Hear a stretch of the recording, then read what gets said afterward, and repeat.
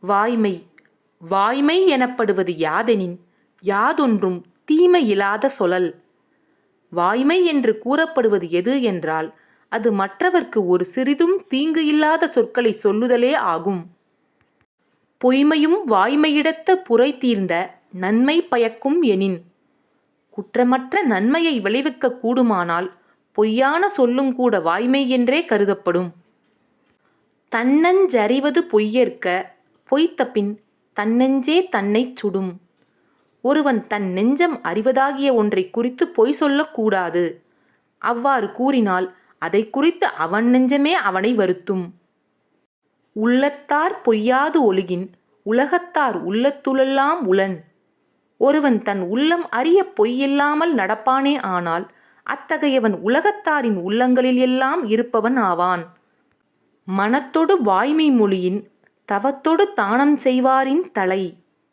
ஒருவன் தன் மனதோடு பொருந்த உண்மை பேசுவானே ஆனால் அவன் தவத்தோடு தானமும் ஒருங்கே செய்வாரை விடச் சிறந்தவன். பொய்யாமை அன்ன புகழில்லை, எய்யாமை எல்லா அறமும் தரும்.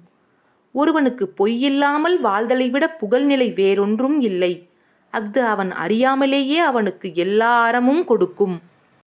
பொய்யாமை பொய்யாமை ஆற்றின், அறம் பிற செய்யாமை செய்யாமை நன்று. பொய்யாமையாகிய அறத்தை உண்மையாகவே போற்றி வாழ முடிந்தால் மற்ற அறங்களை செய்தலும் நல்லது ஆகும். புறந்தூய்மை நீரால் அமையும், அகந்தூய்மை வாய்மையால் காணப்படும். புறத்தே தூய்மையாக இருத்தல் நீரினால் ஏற்படும். அதுபோல அகத்தே தூய்மையாக விளங்குதல் வாய்மையாலே உண்டாகும். எல்லா விளக்கும் விளக்கல்ல, சான்றோர்க்கு பொய்யா விளக்கே விளக்கு.